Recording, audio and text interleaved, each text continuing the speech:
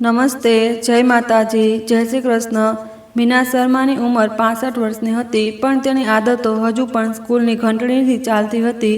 સવારે 5:45 વાગ્યે આંખ ખુલે પહેલાં ગેસ પર પાણી ચડાવવું, પછી તુલસી પાસે દીવો કરવો, ત્યારબાદ વગર ખાંડની હળવી ચા બનાવવી। મુંબઈના તે જૂના ફ્લેટમાં તેણે પોતાની આખી જિંદગી કાઢી હતી। દાદર અને પરેલની વચ્ચેની તે ગલીમાં હવે તે દરેક વસ્તુની કિંમત બદલાઈ ગઈ હતી। નીચેની કરિયાણાની દુકાન, જ્યાં ક્યારેક ઉધાર ખાંડ મળી જતી હતી, ત્યાં હવે કાર્ડ મશીન લાગી ગઈ હતી। સામેનું નાનું ક્લિનિક કોઈ સ્કિન સ્ટુડિયોમાં બદલાઈ ગયું હતું, અને જે લોકો ક્યારેક આ બિલ્ડિંગને જૂનો ઢાંચો કહીને નાકમાં સંકોચતા હતા, તે જ હવે દલાલોની ભાષામાં તેને પ્રાઇમ લોકેશન કહેતા હતા। મીનાને આ બધા શબ્દોથી ખાસ મતલબ નહોતો। તેના માટે તે ફ્લેટ હવે ઘર હતું, એ જગ્યા જ્યાં તેણે તેના પતિ સાથે પહેલો સ્ટીલનો કબાટ ખરીદ્યો હતો, જ્યાં તેનો દીકરો રોહિત પહેલીવાર સ્કૂલ યુનિફોર્મ પહેરીને નીકળ્યો હતો, અને એ જગ્યા જ્યાં વરસાદની રાતોમાં છત ટપકતી હતી તો ડોલ મૂકવી પડતી હતી, અને જ્યાં તેણે ટ્યુશન કરાવીને, સિલાઈ કરીને અને સ્કૂલ પછી કોપીઓ તપાસીને દરેક EMI સમયસર ભરી હતી। નિવૃત્તિને 3 વર્ષ થઈ ચૂક્યા હતા। હવે દિવસો વધારે લાંબા લાગતા હતા, પણ મીનાને એકલતા સતાવતી નહોતી। તેણે એકલા રહેવાનું શીખ્યું નહોતું, કમાયું હતું સવારે અખબાર, પછી થોડું ઘરનું કામ, પછી બપોરે જૂની સહેલી સુજાતા સાથે ફોન પર વાત, સાંજે બિલ્ડિંગના મંદિર પાસે 10 મિનિટ બેસવું। જિંદગી નાની હતી પણ વ્યવસ્થિત હતી। રોહિત પહેલા મહિનામાં એકવાર આવતો હતો, ક્યારેક તેનાથી પણ ઓછું। તેની નોકરી એવી હતી એવું તે કહેતો હતો। મીના માની લેતી હતી। લગ્ન પછી છોકરાઓની પોતાની જિંદગી થઈ જાય છે। તેણે પોતપોતાની ઘણી સહકર્મીઓને આ જ સમજાવ્યું હતું, પણ છેલ્લા 1.5 મહિનાથી રોહિત અને તેની પત્ની પૂજાનું આવન જાવન અચાનક વધી ગયું હતું। પહેલાં તે વાત તેને સારી લાગી, મનમાં થોડો નરમ ખૂણો જાગ્યો। ચલો, દીકરાને આખરે માં યાદ તો આવી। એક રવિવારની સવારે રોહિત મીઠાઈનો ડબ્બો લઈને આવ્યો, પૂજા સાથે ફળોની થેલી લાવી। આવતા જ બંનેએ એવા હાલચાલ પૂછ્યા જાણે મીનાજી કોઈ હોસ્પિટલમાંથી હમણાં જ ઘરે પરત ફરી રહ્યા હોય। મમ્મી, બીપી ચેક કર્યું? મમ્મી, સીડીઓ ચડતી વખતે શ્વાસ તો નથી ફૂલતો? મમ્મી, અહીં એકલા ક્યારેય ડર તો નથી લાગતો? મીનાજીએ પહેલાં હસીને ટાળી દીધું। તેણે કહ્યું, અરે, હું કંઈ કાચની ઢીંગલી નથી। 35 વર્ષ સ્કૂલ સંભાળ્યું છે મેં। રોહિતે પણ હસવાની કોશિશ કરી, પણ તેની આંખો ક્યાંક બીજી જગ્યાએ હતી, ડ્રોવર પર, ફાઇલો પર, તે નાના લોખંડના લોકર પર, જેની ચાવી મીનાજી હંમેશા પોતાની સાડીના પલ્લુને ગાંઠ વાળીને રાખતી હતી। તે દિવસે પહેલીવાર રોહિતે બહુ સાધારણ અવાજમાં પૂછ્યું, મમ્મી, આ ફ્લેટ હજી તમારા જ નામ પર છે ને? મીનાજીએ ચાર ઢોળ્યા વગર જવાબ આપ્યો, અને કોના નામ પર હશે? રોહિત થોડો હસ્યો, ના, મારો મતલબ એમ જ, નોમિનેશન પેપર, સોસાયટી રેકોર્ડ વગેરે ક્લિયર છે ને? આજકાલ બહુ ઇસ્યુ થઈ જાય છે। મીનાજીએ તેની તરફ જોયું। તેના દીકરાની આદત હતી, જ્યારે તે જૂઠું બોલતો હતો તો વાક્યના અંતમાં અંગ્રેજી વધારે ઘૂસી જતી હતી। બાળપણથી, ત્યારે પણ જ્યારે તે હોમવર્ક ન કરીને કહેતો હતો, મિસ, એ એકચ્યુઅલી આપ્યું જ નહોતું।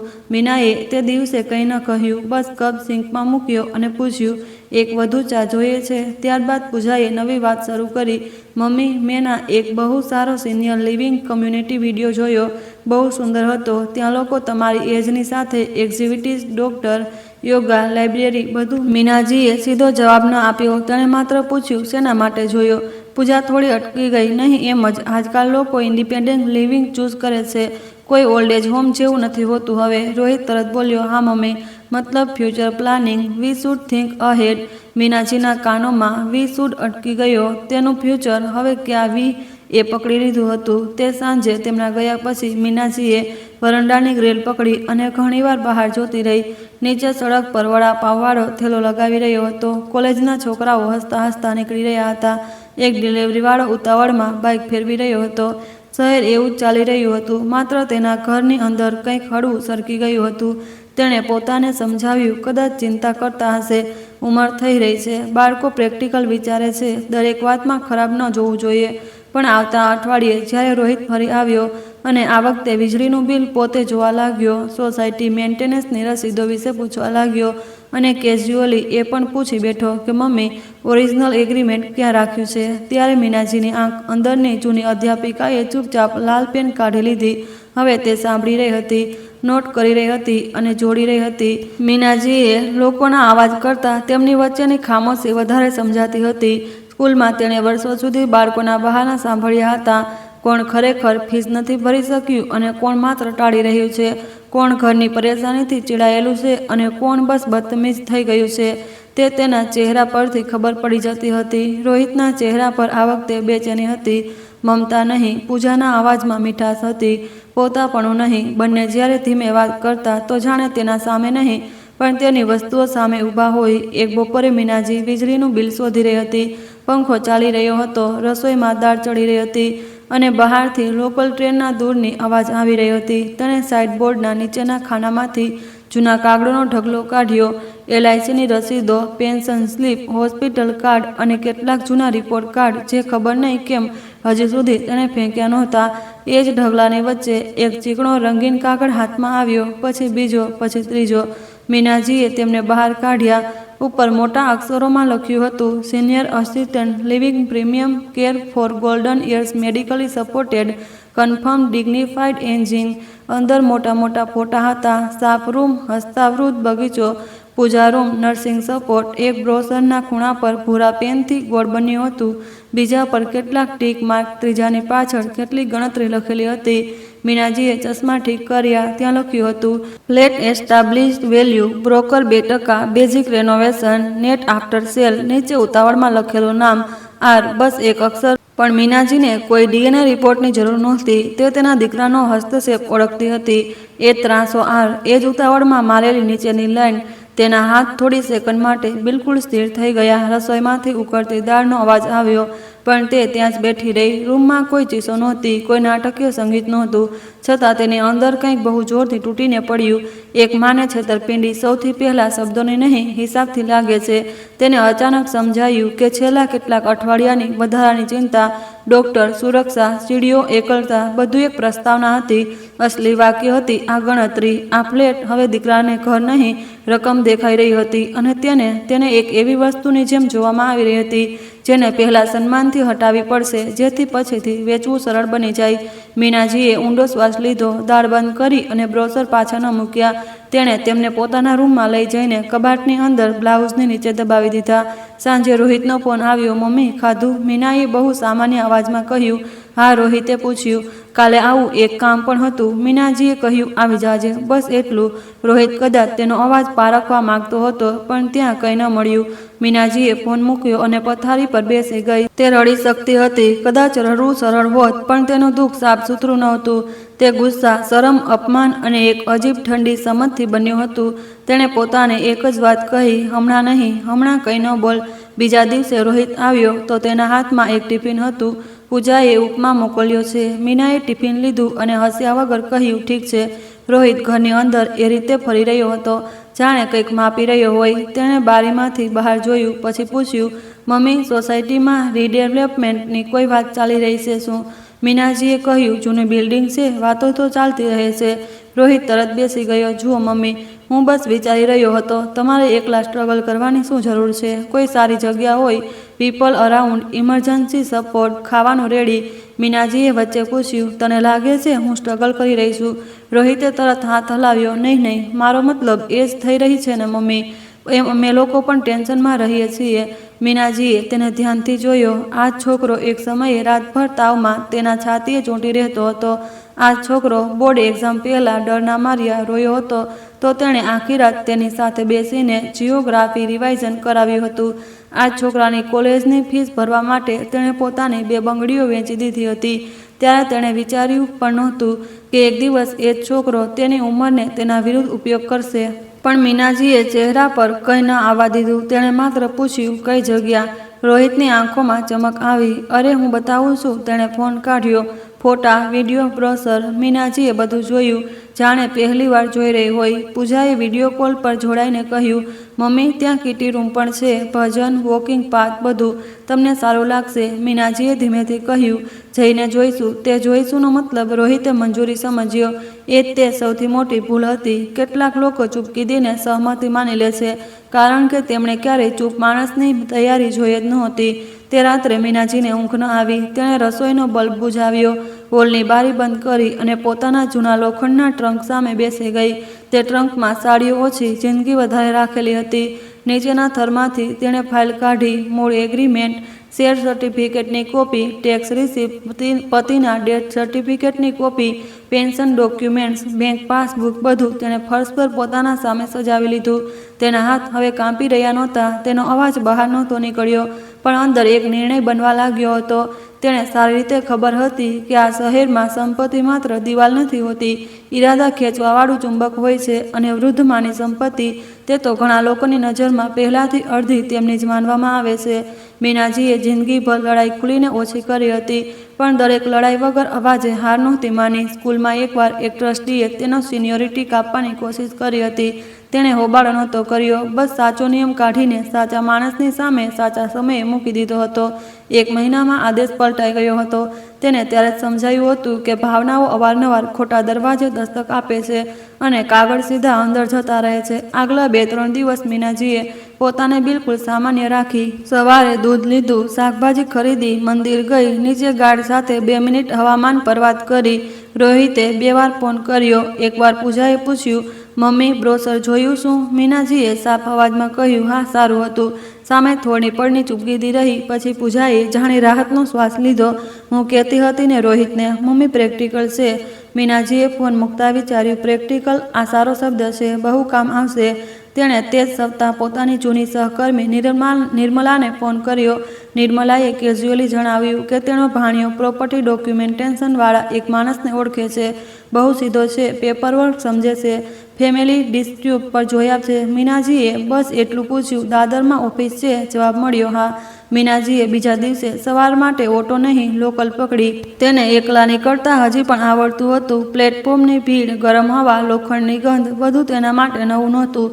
ફરક બસ એટલો હતો કે આ વખતે તે કોઈના માટે નહીં, પોતાના માટે જઈ રહી હતી. રસ્તાભર તેના દિમાગમાં રોહિતનું બાળપણ પડતું રહ્યું. નાના ક્લાસમાં તે એસે લખતો હતો, મારી માં બહુ સારી છે, માં મને રોજ ભણાવે છે, મારા માટે પરાઠા બનાવે છે. મીનાજીએ બારીમાંથી બહાર જોતા વિચાર્યું, બાળકો પહેલાં માને માણસ નહીં, સુવિધા સમજે છે. પછી મોટા થઈને ઘણા એવા જ રહી જાય છે. બસ શબ્દો બદલાઈ જાય છે. પહેલાં ટિફિન જોઈતું હોય છે, પછી પ્રોપર્ટી. વચ્ચેનું સન્માન બહુ ઓછા લોકો સુધી પહોંચે છે. બપોર સુધી ઘરે પરત ફરીને તેણે બહુ સાધારણ રીતે ખાવાનું ખાધું. પછી કબાટ ખોલ્યો, બ્રોશર એકવાર ફરી કાઢ્યા અને આ વખતે બહુ ધ્યાનથી વાંચ્યા.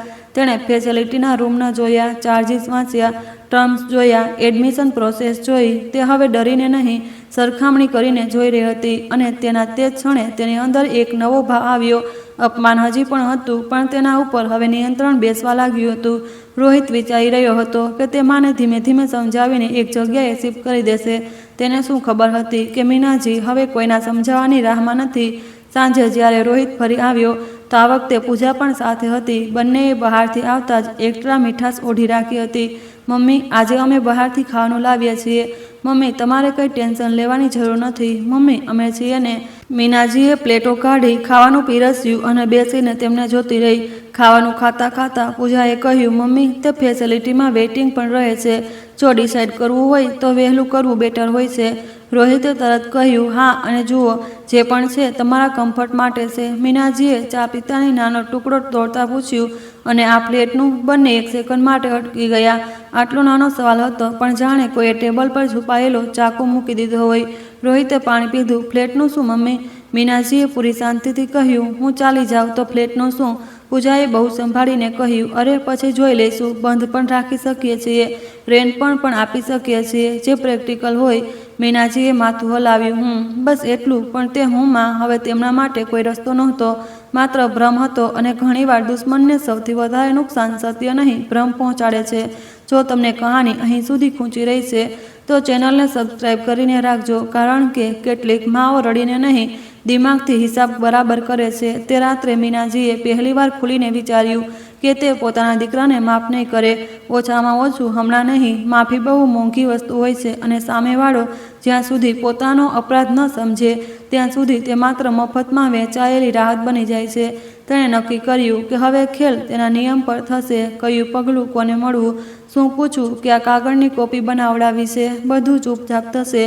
રોહિતને લાગશે કે માં માની રહી છે. પૂજાને લાગશે કે તે ધીમે ધીમે સોફ્ટન થઈ રહી છે. અને આજ વચ્ચે મીનાજીએ પોતાની જિંદગીનો સૌથી ઠંડો, સૌથી સાફ નિર્ણય તૈયાર કરશે. રાતના 12 વાગ્યાની આસપાસ તેણે ફરી પોતાની ફાઇલ ખોલી. ઘરમાં સન્નાટો હતો. દૂર ક્યાંક કૂતરો ભસ્યો. ઉપરના ફ્લેટમાં ખુરશી ખસેડવાનો અવાજ આવ્યો.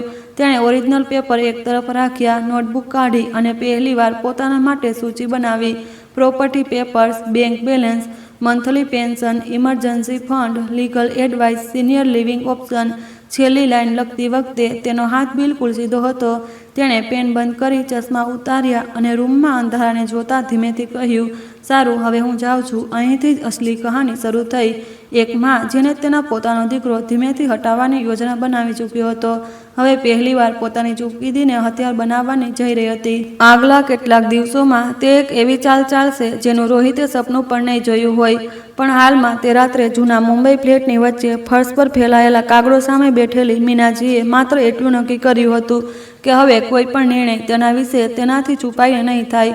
હવે નહીં. બીજા દિવસે સવારે મીનાજીએ એ જ કર્યું જે તે વર્ષોથી કરતી આવી હતી. ચા બનાવી, બાલ્કનીમાં ઊભી રહીને નીચે શાકભાજીવાળાનો અવાજ સાંભળ્યો, અખબાર ખોલ્યું અને એમ બેઠી જાણે તેની જિંદગીમાં કંઈ જ ન બદલાયું હોય. પણ અંદર બધું બદલાઈ ચૂક્યું હતું. હવે તે દરેક વસ્તુને નવા નજરિયાથી જોઈ રહી હતી. આ ઘરની દિવાલો, જૂનું ફર્નિચર, બારીમાંથી દેખાતી સડક, બિલ્ડિંગનું લોકેશન, સ્ટેશનનું અંતર, બાજુમાં coaching classes, bank, medical, bus stop. તેણે પહેલીવાર સમજ નહીં પણ સાફ સાફ દેખાયું કે રોહિતને આ ફ્લેટમાં ઘર નહીં, મોકો નજર આવે છે. અને મીનાજીએ નક્કી કરી લીધું હતું કે મોકો હવે તેના હાથમાંથી એ રીતે નીકળશે કે અવાજ પણ નહીં થાય. બપોર સુધી તેણે પોતાની જૂની સહકર્મી નિર્મલાને ફોન કર્યો. નિર્મલાએ દાદરના એક માણસનો નંબર આપ્યો. નામ હતું બેન્દ્રે. કામ હતું documentation, leave and license, society compliance, registration, commercial paper work. મીનાજીએ નંબર કોપી કર્યો, પછી તરત ફોન ન લગાવ્યો. પહેલાં તેણે પોતાની નોટબુક કાઢી સામે લખ્યું, કોઈના પર ભરોસો નહીં, માત્ર કાગળ પર ભરોસો. પછી તેણે નંબર મિલાવ્યો. સામેથી ભારે સધાયેલો અવાજ આવ્યો, હેલો, બેન્દ્રે બોલી રહ્યો છું. મીનાજીએ કહ્યું, મારું નામ મીના શર્મા છે. મારે પ્રોપર્ટી પેપર અને લીઝ વિશે વાત કરવી છે. અંગત મામલો છે. માણસ એક સેકન્ડ ચૂપ રહ્યો, પછી બોલ્યો, તમારે સેલ કરવું છે કે રેન્ટ? મીનાજીએ બારીની બહાર જોતા જવાબ આપ્યો, ના, સેલ. મારે કંટ્રોલ રાખવો છે અને જલ્દી કામ કરવું છે. બેન્દ્રેનો અવાજ બદલાઈ ગયો. સમજી ગયો. તમે કાલે ઓફિસ આવી જાઓ, બધા પેપર લઈ આવજો. મીનાજી બીજા દિવસે દાદર ગઈ. લોકલમાં ભીડ હતી પણ તેનું દિમાગ ભીડથી બહાર હતું. ઓફિસ નાની હતી. બહાર બોર્ડ પણ એવું નહીં કે કોઈ જોઈને સમજી જાય કે અંદર મોટા ખેલ થાય છે. એક ટેબલ, બે પ્લાસ્ટિકની ખુરશીઓ, પાછળ લોખંડના કબાટ, ઉપર જૂનો પંખો, ખૂણામાં સ્ટેમ્પ પેપરનો બંડલ અને દિવાલ પર કેલેન્ડર. બેન્દ્રે 50ની આસપાસનો માણસ હતો. ન બહુ મીઠો, ન બેઅદલ, બસ કામવાળો. તેણે ફાઇલ જોઈ, agreement, share certificate, tax receipt, society maintenance, ID proof, બધું બારીકાઈથી પલટાવ્યું. પછી ચશ્મા થોડા નીચે કરીને બોલ્યો, ફ્લેટ પૂરી રીતે તમારા નામ પર છે, કોઈ કો ઓનર નહીં. આ સારી વાત છે. લોકેશન પણ બહુ સ્ટ્રોંગ છે. મીનાજીએ ધીમેથી પૂછ્યું, જો હું તેને લાંબા લીઝ પર આપું તો કાયદેસર રીતે સુરક્ષિત રહીશ? બેન્દ્રેએ ખુરશી પર પીઠ ટેકવી, સેફ રહી શકો છો, પણ ડિપેન્ડ કરશે કોને આપો છો, રેસિડેન્શિયલ કે કોમર્શિયલ. સોસાયટી શું અલાવ કરે છે? ટર્મ્સ કેવી રીતે બને છે? લોકિન કેવું કેટલું છે? એકવાર સોલિડ એગ્રીમેન્ટ થઈ ગયો તો કોઈ ફેમિલી મેમ્બર વચ્ચે આસાનીથી કંઈ નહીં કરી શકે. મીનાજીની આંગળીઓ ફાઇનલના કિનારે ટકેલી હતી અને જો દીકરાને પસંદ ન હોય, બેન્દ્રેએ તેની તરફ એમ જોયું જાણે આખી કહાની સમજી ચૂક્યો હોય. મેડમ, પસંદ અને હક અલગ વસ્તુઓ છે. પેપર પર જે ઓનર છે, નિર્ણય તેનો. મીનાજીએ પહેલીવાર તે અઠવાડિયે થોડી રાહત મહેસૂસ કરી. બહુ મોટી નહીં પણ સાફ, જાણે ગરદન પર રાખેલો હાથ થોડો ઢીલો થયો હોય. બેન્દ્રેએ પછી પૂછ્યું, તમને કયા પ્રકારનો ટેનેન્ટ જોઈએ છે? Family, office, clinic, coaching? Storage નહીં આપવું, પ્રોબ્લેમેટિક થઈ જાય છે. મીનાજીએ થોડી સેકન્ડ વિચાર્યું. તેનું દિમાગ હજી પણ રોહિતના હસ્તક્ષેપ, બ્રોશર અને સેલ એસ્ટિમેટ પર અટક્યું હતું. તે એવું પગલું ઈચ્છતી હતી જે માત્ર કાયદેસર જ નહીં, અંતિ પણ હોય. એવું નહીં કે દીકરો 2 મહિનામાં જ કોઈને મનાવી લે, ટેનેન્ટ કાઢી મૂકે કે ડીલ બગાડી દે. તેને કંઈક એવું જોઈતું હતું જે ઘરને વર્ષો સુધી અગમ્ય બનાવી દે. ત્યારે બેન્દ્રેએ પોતે કહ્યું, આજકાલ કોચિંગવાળાઓની ડિમાન્ડ બહુ છે. ટ્રાન્ઝિટની પાસે હોય તો તરત સ્પેસ લે છે. સવારથી રાત સુધી ક્લાસીસ, એડવાન્સ પણ ભારે આપે છે. પણ નોઇઝ થશે. મીનાજીએ તેની આંખોમાં જોયું. નોઇઝ કેટલો? બેન્દ્રેએ હળવું હસ્યો. એટલો કે જે માણસ ફ્લેટ રિસેલનું સપનું જોઈ રહ્યો હોય તેનું સપનું 5 વર્ષ સુધી સીધું નહીં થાય. આજ તેની લાઈન હતી જેણે મીનાજીને અંદર બેઠેલા નિર્ણયને જગાડ્યો. તેણે હલ્યા વગર કહ્યું, મને એવા જ કોઈક સાથે મળાવો. બેન્ડ્રેએ હવે પૂરી રીતે સમજી ગયો હતો કે આગે કોઈ ગભરાયેલી વૃદ્ધ સ્ત્રી નહીં પણ બહુ સાફ દિમાગવાળી સ્ત્રી બેઠી છે. તેણે ફાઇલ બંધ કરી અને કહ્યું, એક યુપીએસસી, CMPSC, SA ઇન્સ્ટિટ્યૂટવાળો ક્લાયન્ટ સ્પેસ શોધી રહ્યો છે. તેમને મોટો કાર્પેટ એરિયા જોઈએ, સ્ટુડન્ટ મોડે સુધી રહે છે, બેકઅપ પાવર પણ લગાવે છે, લોકેશન તેમને શૂટ કરી શકે છે, પણ તે રેસિડેન્શિયલ ફ્લેટને કોચિંગમાં કન્વર્ટ કરવા માટે પેપરવર્ક ટાઈટ રાખશે. મીનાજીએ કહ્યું, મને ટાઈટ જ જોઈએ. ઘરે પરત ફરતી વખતે તેણે પહેલીવાર થોડી ભૂખ લાગી. તેણે પ્લેટફોર્મ પર ઊભા ઇડલી લીધી અને ધીમે ધીમે ખાધી. આસપાસ લોકો દોડી રહ્યા હતા, ફોન પર બૂમો પાડી રહ્યા હતા, કોઈ કોચિંગના ફ્લાયર્સ વેચી રહ્યા હતા અને અચાનક તેને લાગ્યું કે આ શહેર કોઈને છોડતું નથી પણ કોઈને બચાવવાનું પણ શીખવી દે છે. જે જાગી ગયો તે ડૂબતો નથી. તે સાંજે રોહિતનો ફોન આવ્યો, મમ્મી કેમ છો? મીનાજીએ કહ્યું, ઠીક છું. આજે શું કર્યું? કંઈ ખાસ નહીં, બેંક ગઈ હતી.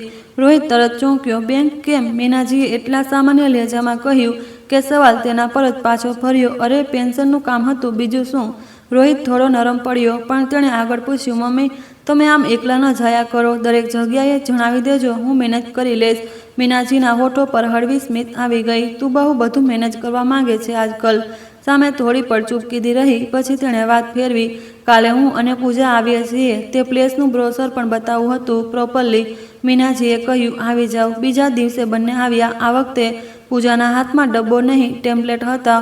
તેણે મોટા પ્રેમથી વિડીયો બતાવવાના શરૂ કર્યા. જુઓ મમ્મી, આ ડાઇનિંગ એરિયા, આ મેડિકલ વિંગ, અહીં સત્સંગ, અહીં ફેસ્ટિવલ સેલિબ્રેશન, મતલબ તમને કંપની રહેશે, એકલું નહીં ફીલ થાય. મીનાજીએ વિડીયો જોતા માત્ર એક સવાલ પૂછ્યો, અહીં રહેવાના પૈસા કેટલા છે?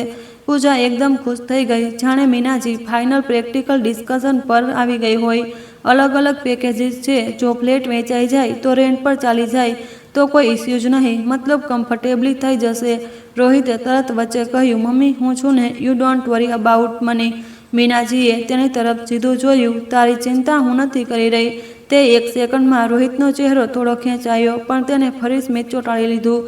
મારો મતલબ છે અમે બધા ફેમિલી છીએ. ફેમિલી આ શબ્દ હવે મીનાજીને ખાલી ડબ્બો લાગવા લાગ્યો હતો. અવાજ હતો, વજન નહીં.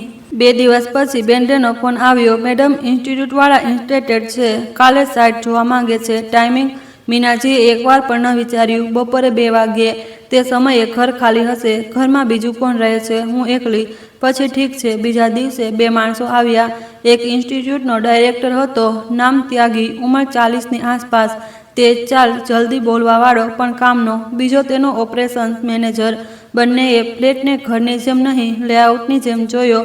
હોલમાં કેટલીક બેન્ચ આવશે, એક બેડરૂમ ફેકલ્ટી કેબિન બની શકે છે કે નહીં, કિચન પેન્ટ્રીમાં બદલાઈ શકે છે કે નહીં, વીજળીનો લોડ કેટલો વધશે, યુપીએસસી ક્યાં લાગશે, સ્ટુડન્ટ માટે એન્ટ્રી ફ્લો કેવો રહેશે. મીનાજી ચૂપચાપ તેમને જોતી રહી. કેટલાક લોકો માટે જગ્યા યાદોની હોય છે, કેટલાક માટે ઉપયોગની. આજે પહેલીવાર તેને બીજો નજરિયો પોતાના કામનો લાગ્યો. ત્યાગીજીએ પૂછ્યું, મેડમ સોસાયટી ઓબ્જેક્શન તો નહીં કરે? બેન્ડ્રેએ જવાબ આપ્યો, અમે પહેલાં ઇન્ફોર્મલ પલ્સ ચેક કરીશું, પછી ડોક્યુમેન્ટેશન. તમે કમ્પ્લાયન્ટ સ્ટ્રક્ચર રાખજો. ત્યાગી હોલની બારી પાસે ગયો અને બોલ્યો, લોકેશન બહુ સ્ટ્રોંગ છે, સ્ટેશન નજીક, મેઇન રોડ નજીક, સ્ટુડન્ટ ક્રાઉડ એરિયા. જો ડીલ જલ્દી થઈ જાય તો નેક્સ્ટ બેન્ચ અહીં જ શિફ્ટ કરી શકીએ છીએ. મીનાજીએ પહેલીવાર સીધી વાત કરી, મારી કન્ડિશન સાંભળી લો, શોર્ટ ટર્મ કંઈ નહીં થાય, 5 વર્ષનો એગ્રીમેન્ટ જોઈએ, સારું એડવાન્સ જોઈએ, સમર પર પેમેન્ટ, અને એકવાર સાઇન થઈ ગઈ તો વચ્ચે કોઈ ફેમિલી ડ્રામા નહીં ચાલે. ત્યાગી થોડો હેરાન થયો. કદાચ તેને આશા નહોતી કે સાડીમાં બેઠેલી આ સિનિયર મહિલા આટલા સાફ ટર્મ રાખશે. પછી તેણે કહ્યું, એડવાન્સ કેટલું? મીનાજીએ જે સંખ્યા બોલી તેનાથી રૂમમાં 1 સેકન્ડ માટે ઠેરાવ આવી ગયો. તે ઓછું નહોતું, બહુ મજબૂત રકમ હતી. ત્યાગીજીએ ઓપરેશન્સ મેનેજર તરફ જોયું, પછી બોલ્યો, મેડમ રેટ હાઈ છે. મીનાજીએ બિલકુલ સપાટ અવાજમાં કહ્યું, લોકેશન પણ હાઈ છે. અર્જન્સી તમારી છે, પ્રોપર્ટી મારી. બેન્ડ્રેએ હળવું ગળું સાફ કર્યું પણ કંઈ બોલ્યો નહીં. તેને સમજાઈ ગયું હતું કે અહીં નેગોશિએશનની તે માલિક પોતે કરી રહી છે. ત્યાગીએ થોડીવાર પછી કહ્યું, ઠીક છે, જો પેપરવર્ક ક્લીન છે, પોઝેશન ફાસ્ટ છે અને લોકિન જેન્યુઇન છે તો અમે કન્ડિશનર કરીશું. મીનાજીએ જવાબ આપ્યો, કન્ડિશનર ન કરો, ડિસાઇડ કરો. મને ફરવું પસંદ નથી. તે સાંજે તેણે ઘણા વર્ષો પછી પોતાની નબળી નહીં સક્ષમ મહેસૂસ કરી. દુઃખ ગયું નહોતું, દીકરો ત્યાં જ હતો. છેતરપિંડી ત્યાં જ હતી, પણ હવે કહાની માત્ર તેમની ચાલની નહોતી, હવે તેની વારી પણ શરૂ થઈ ચૂકી હતી. આગલા કેટલાક દિવસો પેપર વર્કમાં ગયા, સોસાયટીના રૂલ જોવામાં આવ્યા, કોમર્શિયલ એક્ટિવિટીની સીમા, ક્લાસના કલાકો, સેફ્ટી અંડરટેકિંગ, એનઓસીની ભાષા, registration, stamp duty, police invitation, deposit clause, lock in period, early terminal penalty. Bendre દરેક બિંદુ સમજાવતો હતો અને મીના દરેક લાઈન વાંચતી હતી. તે માત્ર સાઇન કરવા નહોતી બેઠી, તે શબ્દો પકડતી હતી. Licensing irrevocable during lock in, structure એ changes only with permission, advance non refundable, subject to clause. તેને દરેક શબ્દ જોઈતો હતો.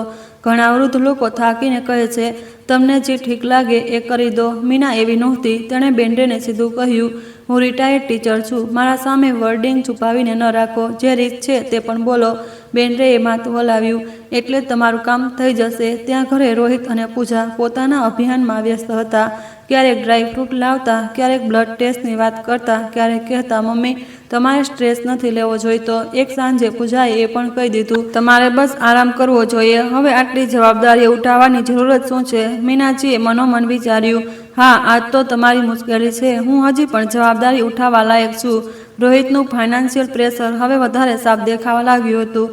એક દિવસ તે બાલ્કનીમાં ફોન પર ધીમે ધીમે પણ કડક અવાજમાં કોઈની સાથે વાત કરી રહ્યો હતો. 2 અઠવાડિયા બોલી દીધું ને, હેરાન થઈ જશે. એસેટ છે, મીનાજી અંદરથી સાંભળી રહી હતી. એસેટ? તેણે શબ્દ પકડી લીધો. દીકરાની ભાષામાં હવે માનું ઘર એસેટ બની ચૂક્યું હતું. અને એસેટ જ્યારે માર્કેટની ભાષામાં ચાલી જાય ત્યારે સંબંધ અંદરથી સડી ચૂક્યો હોય છે. તે રાત્રે મીનાજીએ પોતાના બેંક મેનેજર સાથે અપોઇન્ટમેન્ટ લીધું.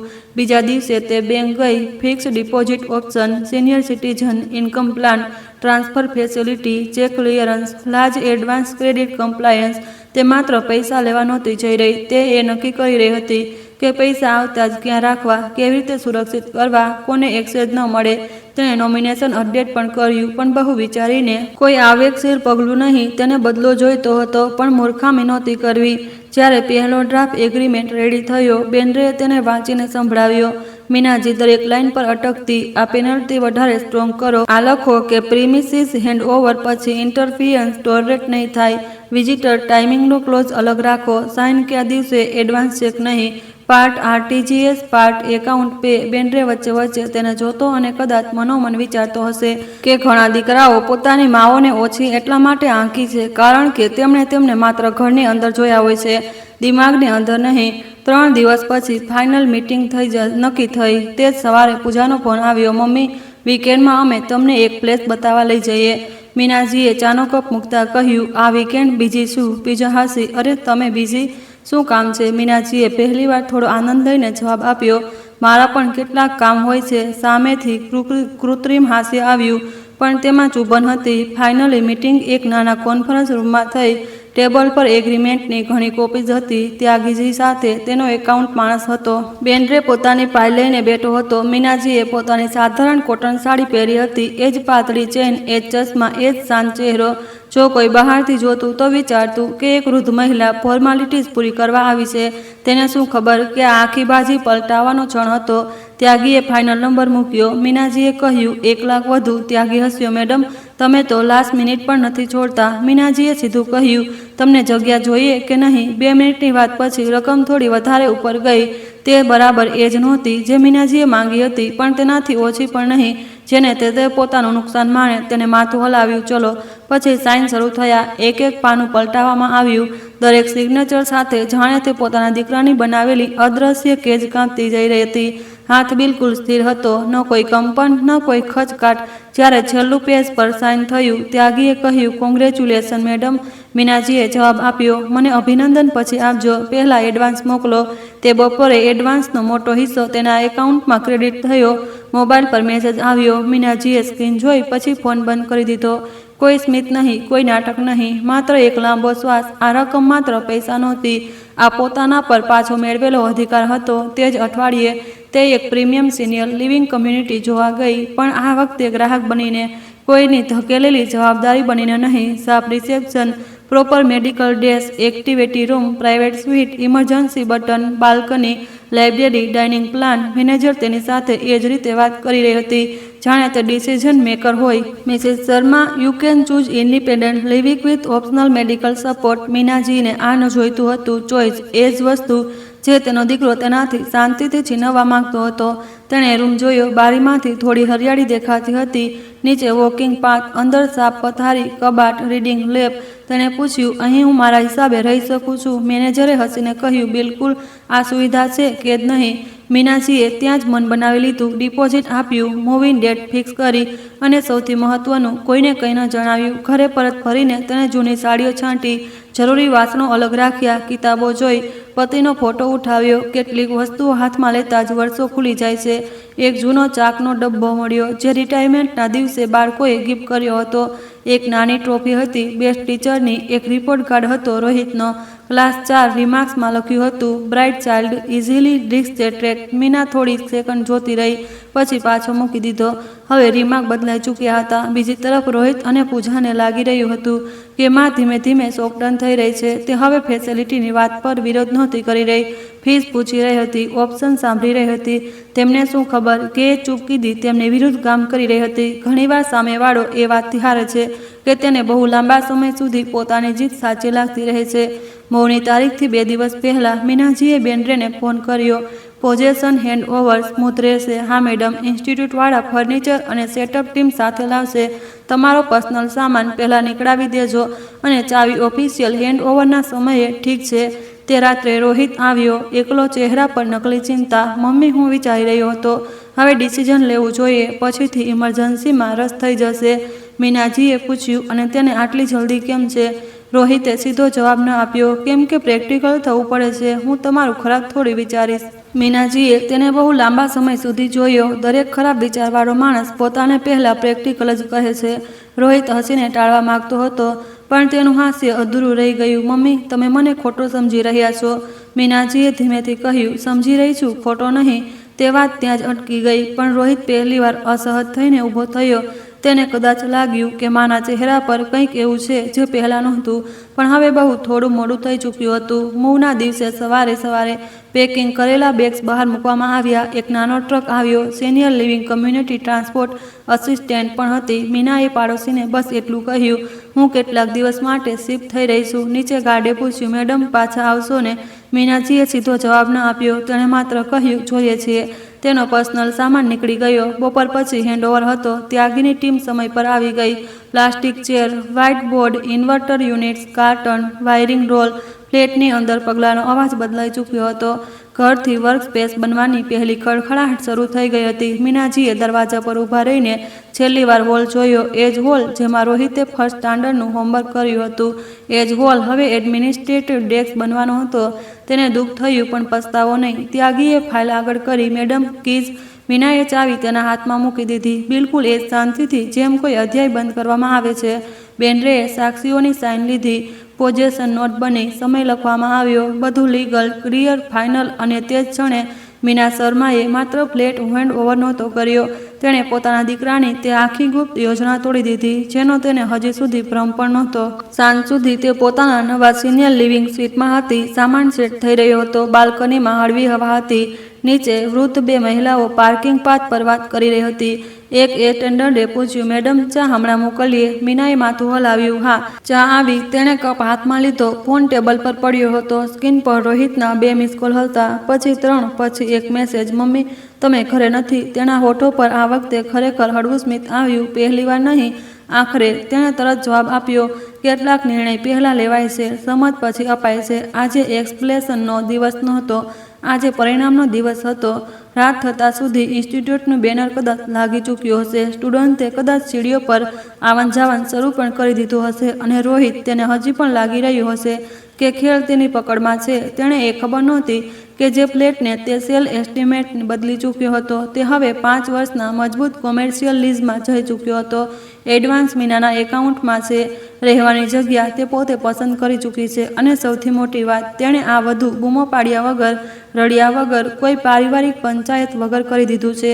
એક માને નબળી સમજવાની સૌથી મોટી ભૂલ આ છે. લોકો વિચારે છે કે જેણે આખી ઉંમર સેવા કરી તે પ્રતિકાર કરવાનું ભૂલી ગઈ હશે, જ્યારે સત્ય ઊંધું હોય છે. ઘણી સ્ત્રીઓ ચૂપ રહીને એટલું ઓબ્ઝર્વ કરે છે કે જ્યારે જવાબ આપે તો સીધો જળ પર વાર કરે છે. મીનાજીએ તે રાત્રે બાલ્કનીમાં ઊભા રહીને મુંબઈની દૂરની રોશની જોઈ.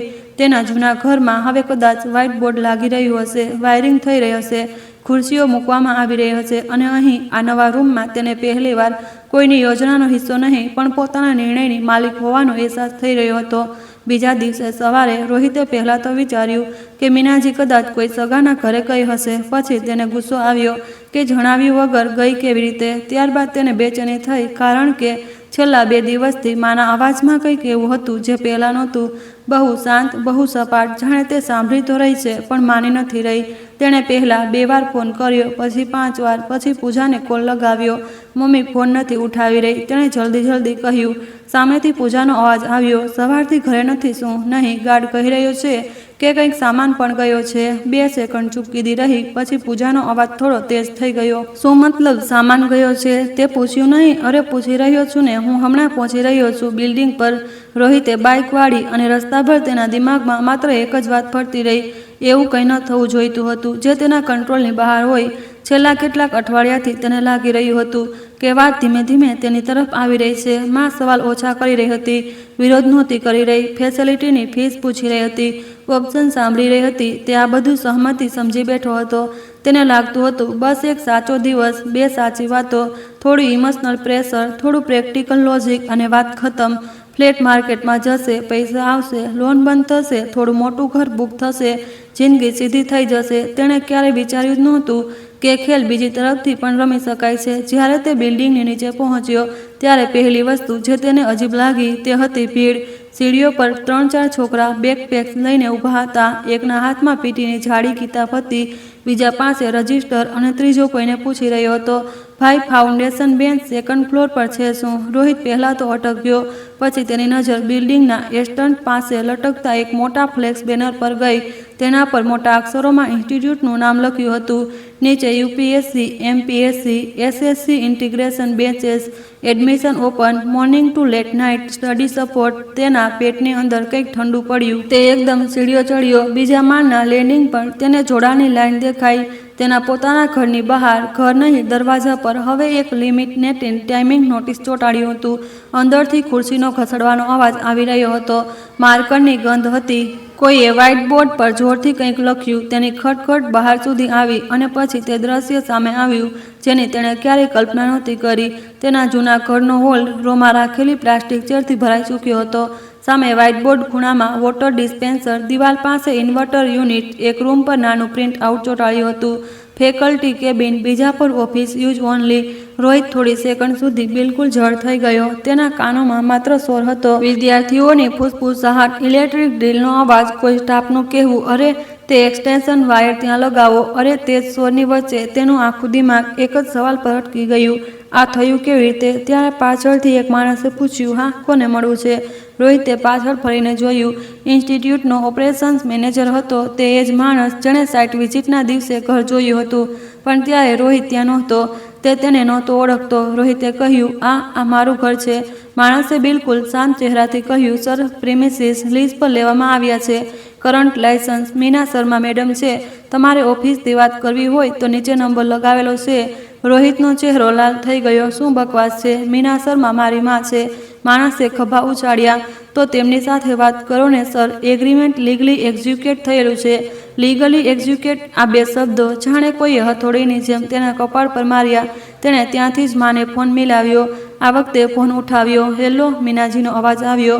પૂરી રીતે સ્થિર, પાછળ હળવો કમ્પ્લેટ રાખવાનો અવાજ હતો. મમ્મી, આ શું છે?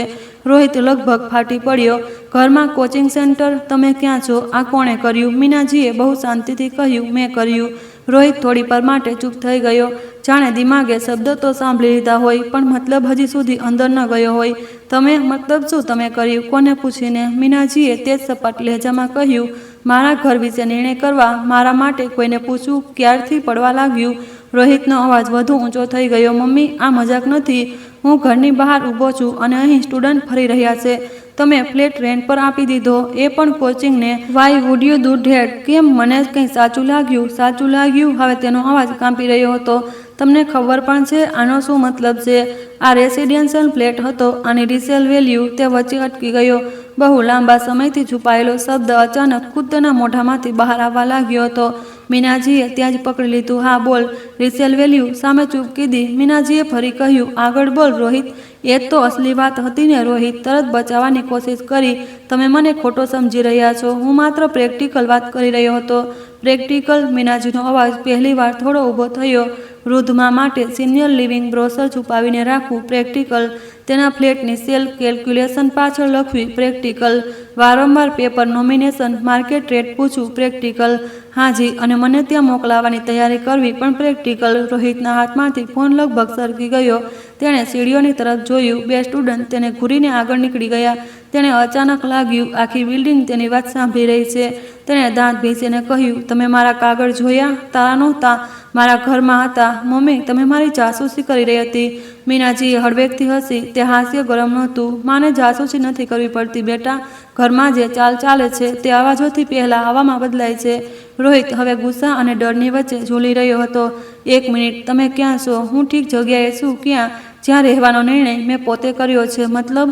હું સિનિયર લિવિંગ કમ્યુનિટીમાં છું. મારી મરજીથી, મારા પૈસાથી, કોઈના ધક્કાથી નહીં. રોહિતનો શ્વાસ અટકી ગયો. તમે ત્યાં શિફ્ટ થઈ ગયા? હા. અને ફ્લેટ 5 વર્ષના લીઝ પર છે. 5 વર્ષ? તે લગભગ ચીસ પાડ્યો. તેમાં 5 વર્ષનો લીઝ સાઇન કરી દીધો? હા. સારા એડવાન્સ પર register agreement, proper lock in, બધા પેપર ક્લિયર. રોહિતનું દિવાલ પર મુક્કો મારવાનું મન થયું, પણ સામે સ્ટુડન્ટ હતા, સ્ટાફ હતો, લોકો હતા. તે માત્ર હાંફતો રહ્યો. તેના દિમાગમાં લોન, બ્રોકર, બાયર, ફ્યુચર ડાઉન પેમેન્ટ, બધું એક એક કરીને તૂટતું જઈ રહ્યું હતું. મમ્મી, તમે સમજી કેમ નથી રહ્યા? તમે બહુ મોટી મિસ્ટેક કરી દીધી. મીનાજીએ કહ્યું, નહીં, બહુ મોટી ભૂલ તું કરી ચૂક્યો હતો. મેં માત્ર જવાબ આપ્યો છે. રોહિતે અવાજ નરમ કર્યો. હવે તે સ્ટ્રેટર્જી બદલી રહ્યો હતો. મમ્મી, તમે હર્ટ થઈ ગયા હશો કદાચ. આવો, પણ આટલી મોટી વાત તમે મારી સાથે ડિસ્કસ તો કરી શકતા હતા, જેમ તે કરી હતી. પછી ચૂપ કીધી. મીનાજીએ હવે દરેક શબ્દ બહુ સાફ બોલવાનું શરૂ કર્યું. એ જૂની અધ્યાપિકાવાળો સ્વર. તે મને ક્યાં રાખવી છે, ક્યારે શિફ્ટ કરવી છે, ફ્લેટનું શું કરવું, આ બધું વિચારી લીધું. બ્રોશર પ્રિન્ટ થયા, હિસાબ લખાયો, વહુએ વિડીયો બતાવ્યા. તે મને એકલતાથી નહીં, ટાઈમિંગથી જોયો. તમે મને મારી તબિયત કરતાં વધારે પ્રોપર્ટી વેલ્યુની ઉતાવળ હતી.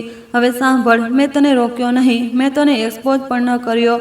મેં બસ તારા ખેલમાં મારી ચાલ ચાલી દીધી. રોહિતનો અવાજ ભારે થઈ ગયો. તમે મને વિલન બનાવી રહ્યા છો. હું કંઈ નથી બનાવી રહી. જે તે છે તે જ સંભળાઈ રહ્યું છે. તે જ સમયે પૂજાનો કોલ આવવા લાગ્યો. રોહિતે ઇગ્નોર કર્યો. પછી મેસેજ આવ્યો. શું થયું? તે જવાબ ન આપી શક્યો. તેનું ગળું સુકાઈ રહ્યું હતું. તેણે ધીમેથી પૂછ્યું, એડવાન્સ કેટલું મળ્યું? મીનાજીએ એક પણ અટકીને કહ્યું, એટલું કે મને હવે કોઈ દીકરાની પરમિશન કે મદદની જરૂર નથી, અને એટલું કે હું સન્માનથી રહી શકું, મેડિકલ સપોર્ટ સાથે, મારા રૂમમાં, મારી મરજીથી. તમને લાગી રહ્યું છે હું તમારી મદદ નથી કરતો.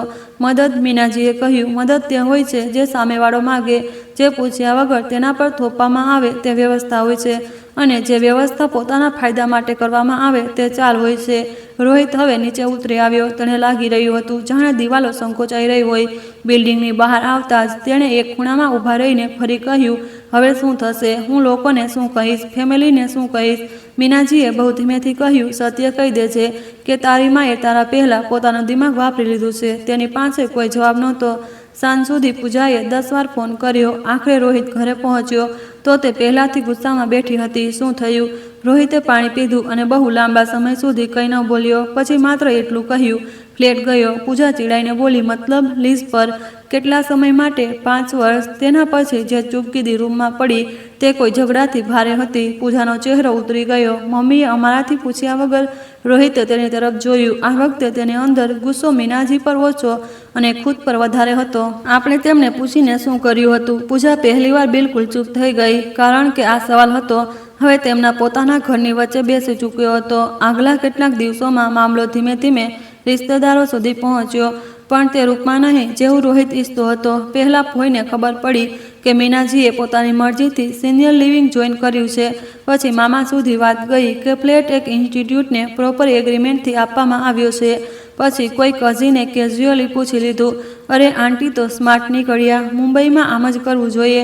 રોહિત કોઈને પૂરી કહાની નહોતો જણાવી શકતો. જો જણાવતો તો તેને બ્રોશર, કેલ્ક્યુલેશન, પ્રેશર બધું સમજાવવું પડતું અને તેમાં તે પોતે બહુ સાફ નહોતો દેખાતો, એટલે તે અડધું સત્ય બોલતો અને અડધું સત્ય હંમેશા બોલવાવાળાને જ કાપે છે. મીના બીજી તરફ પોતાના નવા ઠેકાણા પર ધીમે ધીમે સેટલ થઈ રહી હતી. ત્યાં સવારે કોઈ તેના પર નજર રાખીને દયા નહોતું બતાવતું, કોઈ તેના કપડાં જોઈને એ નહોતું પૂછતું કે આટલા સિમ્પલ કેમ રહો છો, કોઈ તેના સામે તેનું ફ્યુચર ડિસ્કસ નહોતું કરતું, જાણે તે રૂમમાં હાજર જ ન હોય. રિસેપ્શન પર લોકો તેને મિસિસ શર્મા કહેતા હતા. ડૉક્ટર અપોઇન્ટમેન્ટ તેના નામ પર થતી હતી. ડાઇનિંગ હોલમાં લોકો પોતાના બાળકોની બુરાઈ પણ કરતા હતા, પણ તેમની તારીફ પણ કોઈના અવાજમાં ખોટો ત્યાગ નહોતો. ત્યાં બધાને એક વાત સાફ હતી, ઉંમર મોટી છે, અધિકાર ઓછા નથી થયા. ત્રીજા દિવસે સાંજે રોહિત આખરે ત્યાં પહોંચ્યો. પહેલા ગેટ પર નામ નોંધાયું, પછી વિઝિટર સ્લીપ મળી. તેને આ આખી પ્રોસેસ જ અપમાન જેવી લાગી. તેની પોતાની માને મળવા માટે તેને એન્ટ્રી રજિસ્ટરમાં સાઇન કરવું પડી રહ્યું હતું. જ્યારે તે લાઉન્જમાં પહોંચ્યો, મીનાજી બારી પાસે બેઠી ચા પી રહી હતી. હળવા ક્રીમ રંગની સાડી, વાળ બાંધેલા, ચશ્મા નાક પર નીચેની તરફ, હાથમાં કપ. તે તેને જોઈને ન ગભરાઈ, ન ઉઠી, ન ચોંકી, બસ બોલી, બેસ. રોહિત સામે આવી ગયો. થોડી સેકન્ડ સુધી બંનેની વચ્ચે માત્ર કપ રાખવાનો અવાજ આવતો રહ્યો. પછી રોહિતે ધીમેથી કહ્યું, તમે આ બધું કેમ કર્યું? મીનાજીએ તેને તરફ જોયું. હજી પણ સમજાયું નહીં? મમ્મી, ભૂલ થઈ ગઈ હશે, પણ તમે મને સજા આપી રહ્યા છો. સજા? મીનાજીએ માથું થોડું ત્રાંસું કર્યું. સજા ત્યારે આપતી જ્યારે હું પોલીસ બોલાવતી, બધાને બ્રોશર બતાવતી, ફેમિલી ગ્રુપમાં તારી કેલ્ક્યુલેશનની ફોટો નાખતી. મેં તે કંઈ ન કર્યું. મેં માત્ર મારું ઘર મારા હિસાબે ઉપયોગ કર્યું. રોહિતની આંખો ભરાવા લાગી, પણ મીનાજીએ તરત તેના પર પીગળાવાની પોતાને રોક્યો. માવું ઘણીવાર પોતાની જ નબળાઈ સામે પહેરો આપવો હોય છે. તે બોલી, તને ખબર છે આ ઘરનું પહેલું ડાઉન પેમેન્ટ ક્યાંથી આવ્યું હતું? રોહિત ચૂપ રહ્યો. તારા પપ્પાની સેલેરીથી નહોતું પૂરું થયું. મેં સ્કૂલ પછી ટ્યુશન કરાવ્યા, શનિવારે બાળકોના ઘરે જઈને એક્સ્ટ્રા ક્લાસ લીધા, ગરમીની રજામાં સિલાઈનું કામ કર્યું. મારી 2 બંગડીઓ વેચાઈ હતી ત્યારે જઈને બુકિંગ અમાઉન્ટ પૂરું થયું હતું. જ્યારે ઇસ્ટેટ રેટ વધ્યો હતો ત્યારે મેં મારું મેડિકલ ચેકઅપ ટાળી દીધું હતું. તું એન્જિનિયરિંગ ન કરી શક્યો, સેલ્સમાં ગયો, ઠીક છે, લગ્ન કર્યા, ઠીક છે, સ્ટ્રગલ છે, સમજુ છું, પણ આનો મતલબ એ નથી કે તને લાગે કે હું બસ છેલ્લો અવરોધ છું. રોહિતની ગરદન ઝૂકી ગઈ. મીનાજી આગળ બોલી, તું મને સીધો કહેત કે પૈસાની જરૂર છે, હું જેટલું થાત તેટલું કરતી. તું કહેત કે લોનમાં ડૂબી ગયો છું, હું સાંભળતી. તું કહેત કે ડર લાગી રહ્યો છે, હું સાથે બેસતી. પણ તે શું પસંદ કર્યું? મને સાઈડ પર ખસેડવાની યોજના. રોહિતે બધું ધીમેથી કહ્યું. હું તમને ક્યાંય ફેંકી નહોતો રહ્યો. શબ્દો બદલી દેવાથી ઈરાદો નથી બદલાતો. મીનાજીએ તરત કહ્યું, તું મને સુવિધાના નામ પર હટાવવા માંગતો હતો અને તું ભૂલી ગયો કે હું એ સ્ત્રી છું જેણે તને ગણતરી શીખવી હતી. હિસાબ હું પણ લગાવી શકું છું. બહુ લાંબા સમય સુધી રોહિત કંઈ ન બોલ્યો. તેની આંખોમાં શરમ હતી, ગુસ્સો હતો, થોડી દયા ખુદ પર પણ હતી. પણ પહેલીવાર, કદાચ પહેલીવાર તેને તેની માં અલગ માણસની જેમ દેખાઈ. માત્ર માં નહીં, એક માલિક, એક કમાવાવાળી, એક યાદ રાખવાવાળી, એક નિર્ણય લેવાવાળી. તેણે ધીમેથી પૂછ્યું, હવે હું શું કરું? મીનાજીએ કહ્યું, પહેલું, પોતાના પગ પર ઊભા રહેવાનું શીખ, મારી દિવાલ પાડ્યા વગર. બીજી વાત, કોઈ પ્રોપર્ટીને ઇનહેરિટન્સ સમજતા પહેલાં ઓનરની ધડકણ સમજ. ત્રીજી વાત, જો ક્યારેય મારી પાસે ફરી દીકરાની જેમ આવવું હોય તો બાયરની જેમ ન આવતો. રોહિતની આંખો હવે નીચે હતી. તેણે માથું હલાવ્યું. પણ મીનાજીએ કોઈ ડ્રામેટિક મેળાવ ન કર્યો. જિંદગી ફિલ્મ નહોતી. ટ્રસ્ટ એકવાર તૂટે તો બેકગ્રાઉન્ડ મ્યુઝિક નથી વાગતું. સમય લાગે છે અને ઘણા સંબંધો પાછા ફરે પણ છે, તો પહેલાં જેવા નહીં. કેટલાક અઠવાડિયા પછી કોચિંગ સેન્ટર પૂરી રીતે ચાલવા લાગ્યું. સવારે 7 વાગ્યે બેન્ચ, બપોરે ઓપ્શનલ ક્લાસીસ, રાત્રે ટેસ્ટ ડિસ્કશન. સ્ટેજકેસ પર રોજ નવા ચહેરા. બિલ્ડિંગવાળાઓને શરૂઆતમાં મુશ્કેલી થઈ, પણ પછી કેટલાકને ફાયદો પણ દેખાયો. નીચેવાળા એક ઝેરોક્સવાળાનું વેચાણ વધી ગયું.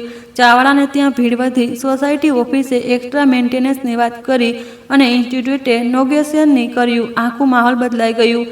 જે ફ્લેટ ક્યારે રોહિતના દિમાગમાં રેડી એસેટ હતો, તે હવે એક એવી મશીન બની ચૂક્યો હતો જે એમ્બિશન, નોઇઝ, ફીઝ, કેન્ડેશન અને ઇલેક્ટ્રિક બેકઅપ પર ચાલતી હતી.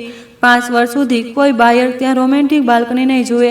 તેને સ્ટુડન્ટ માર્કર, બેન્ચ અને નોટિસ બોર્ડ દેખાશે. મીનાએ એકવાર બાલ્કનીથી દૂર ફોન પર બેન્ડ્રેને પૂછ્યું, ત્યાં બધું ઠીક ચાલી રહ્યું છે? બેન્ડ્રેએ હસીને કહ્યું, બધું ઠીક. તમારા દીકરાને કોઈ અપડેટ? મીનાજીએ કહ્યું. હવે તે ધીમે બોલે છે. સારું છે. હા, મીનાજી બોલી. કેટલાક લોકોને સન્માન પ્રેમથી નહીં, નુકસાનથી સમજાય છે. દિવસો વીતતા ગયા. મીનાજીએ પોતાના રૂમમાં નાનો ખૂણો બનાવી લીધો. એક તરફ કિતાબો, એક તરફ પતિનો ફોટો. સવારે યોગામાં જવાનું શરૂ કર્યું, પણ માત્ર જ્યારે મન થાય. લાઇબ્રેરીમાં 2 નવી સહેલીઓ બની. એક નાગપુરની હતી, બીજી ચેન્નઈની. બધાની કહાનીઓ અલગ હતી, પણ દર્દોમાં એક જેવું નમક હતું. કોઈનો દીકરો વિદેશમાં સેટલ થઈને વર્ષમાં એકવાર કોલ કરતો હતો. કોઈની દીકરી બહુ સારી હતી, પણ તેના પોતાના ઘરની મજબૂરી હતી. કોઈએ પોતે પસંદ કર્યું હતું આ જીવન, કારણ કે એકલા બિલ્ડિંગમાં પડવા કરતાં ઓર્ગેનાઇઝ સપોર્ટ સારો હતો. મીનાએ મહેસૂસ કર્યું કે વૃદ્ધ હોવું દુઃખની કેટેગરી નથી. અપમાન સાથે વૃદ્ધ હોવું દુઃખ છે. સન્માન સાથે વૃદ્ધ હોવું બસ જીવનનું આગળનું રૂપ છે. એક સાંજે રોહિત ફરી આવ્યો. આ વખતે તેના હાથમાં કંઈ નહોતું, ન મીઠાઈ, ન ફળ, ન ગિલ્ટનું પેકેટ. બસ તે પોતે હતો. બેસ્યા પછી બોલ્યો, મેં લોન સ્ટ્રક્ચર કરી લીધું છે. થોડું મુશ્કેલ છે, પણ મેનેજ કરી લઈશ. મીનાજીએ માત્ર કહ્યું, સારું છે. પછી તે બોલ્યો, હું તે દિવસે જે હતો તે મારે નહોતું કરવું જોઈતું. આ માફી પૂરી નહોતી, સાપ પણ નહીં, પણ ખોટી પણ નહોતી. મીનાજીએ તેની તરફ જોયું. યાદ રાખજે, માણસની અસલી કમી પૈસાની નથી હોતી, નિયતની હોય છે. તેણે માથું હલાવી દીધું. મીનાજીએ તેને ચા ઉપર કરી. તેણે લઈ લીધી. આજ તે દિવસની સીમા હતી અને આજ ઠીક હતું. તે રાત્રે મીનાજી પોતાના રૂમમાં પરત ફરી તો બહાર હળવો વરસાદ શરૂ થઈ ચૂક્યો હતો. બારી પણ પાણીની ટીપાં હતા. તેણે ફોન ખોલ્યો. કોઈએ સોસાયટી ગ્રુપમાં જૂની બિલ્ડિંગની બહાર ઇન્સ્ટિટ્યૂટના બોર્ડની ફોટો નાખી હતી. નીચે કમેન્ટ્સ હતા, આજકાલ પ્રોપર્ટીનો સારો યુઝ આજ છે. લોકેશન માસ છે. સ્ટુડન્ટ ફૂલ આવશે. Good deal for owner. મીનાજીએ ફોટો થોડી સેકન્ડ જોઈ, પછી ફોન મૂકી દીધો. તેણે વિચાર્યું, રોહિત મને વૃદ્ધાશ્રમ મોકલીને ફ્લેટ વેચવા માંગતો હતો. તેણે મને ભૂલથી નહીં, સુવિધાથી ઓછી સમજી, અને મેં એ જ ફ્લેટ એ રીતે ભાડે આપ્યો કે હવે એ જગ્યા દિવસ રાત તે બાળકોથી ભરેલી રહેશે, જે પોતાની જિંદગી બદલવા માટે ભણવા આવે છે. આયનની પણ ક્યારેક ક્યારેક બહુ સારી વસ્તુ હોય છે. મારો દીકરો શોર્ટકટ શોધી રહ્યો હતો અને મારું ઘર મહેનત કરવાવાળાઓના નામ થઈ ગયું. તે હળવું હસી. આ જીત માત્ર બદલાની નહોતી, આ ઓનરશિપની હતી, ડિગ્નિટીની હતી, અને કદાચ સૌથી વધારે ટાઈમિંગની હતી. તેણે સાચા સમયે ચૂપ રહેવાનું પસંદ કર્યું, સાચા સમયે કાગળ પર સાઇન કર્યા, અને સાચા સમયે પાછળ હટી ગઈ. એટલે તે તૂટી નહીં, બચી ગઈ. કહાની અહીં સમાપ્ત થાય છે. ન કોઈ હિડન વ્હીલ, ન કોઈ લાસ્ટ મિનિટ ટ્વિસ્ટ, ન કોઈ ફિલ્મી થપ્પડ. બસ એક માં જેણે પોતાના દીકરાને એ યાદ અપાવ્યું કે ઉંમર વધવાથી દિમાગ ભાડે નથી ચાલ્યું જતું. કેટલાક ઘર દિવાલોથી નહીં, માલિકની કરોડરજ્જુથી બચે છે. અને મીના શર્માની કરોડરજ્જુ હજી બિલકુલ સીધી હતી. જો તમને આ કહાની લાગી કે આવા જવાબ જ અસલી જવાબ હોય છે, તો કમેન્ટમાં લખો, મીના ખોટી હતી કે એકદમ સાચી. ચેનલ સબસ્ક્રાઈબ કરો, કારણ કે અહીં સંબંધોની મીઠાશ નહીં, તેમનો અસલી હિસાબ ખુલે છે. વિડીયો સારો લાગ્યો હોય તો લાઈક કરવાનું અને ચેનલને સબસ્ક્રાઈબ કરવાનું ભૂલતા નહીં. ધન્યવાદ.